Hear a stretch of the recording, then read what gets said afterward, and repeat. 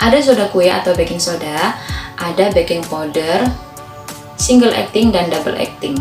Single acting ini yang biasa kita pakai sehari-hari. Kalau yang double acting ini biasanya pemakaiannya khusus ya.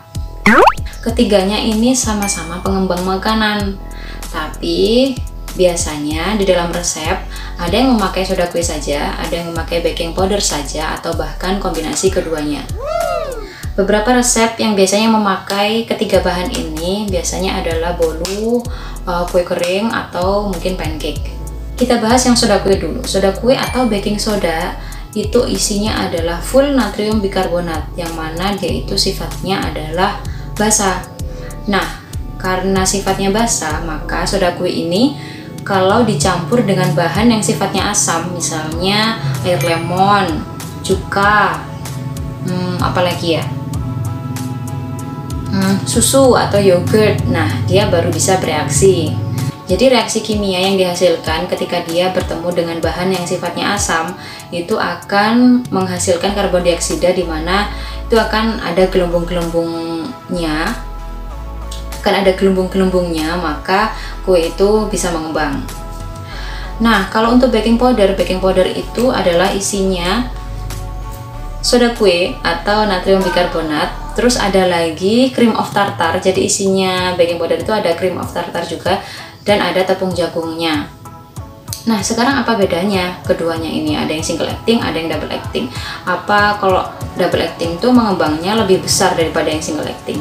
Kalau di rumah kita cuma punya yang single acting, apa kita perlu pakai single acting 2 kali lipat agar bisa maksimal seperti yang double acting? Sepertinya tidak begitu ya teman-teman. Ternyata yang single acting ini dia itu hanya bereaksi pada saat pencampuran adonan. Maka dari itu kenapa setelah dicampurkan dengan bahan-bahan lainnya, pemakaian baking powder dalam resep itu harus segera diolah. Jadi makanan itu harus segera diolah ketika dicampurkan. Jadi jangan menunggu terlalu lama, nanti jadinya bantat.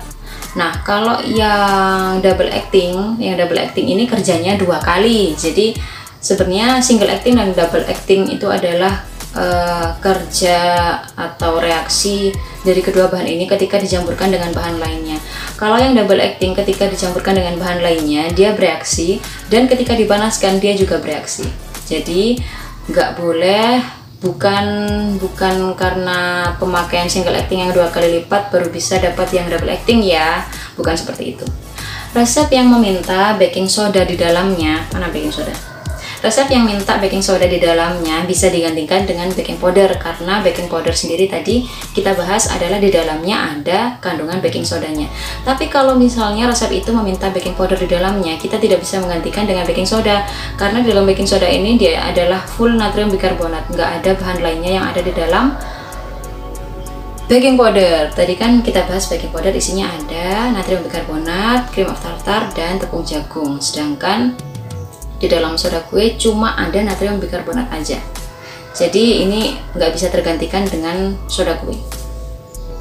Tapi kita bisa bikin baking powder homemade kalau kita punya baking soda dan cream of tartar. Jadi kita bisa bikin baking powder homemade kalau kita punya 2 bahan ini. Ini cream of tartar dan soda kue. Caranya adalah 2 bagian cream of tartar ditambah dengan 1 bagian soda kue. Karena resiko kue yang bantat dan tidak mengembang itu nggak ditanggung sama BPJS, jadi menurut saya dan saran saya tetap ikuti resep yang ada saja ya.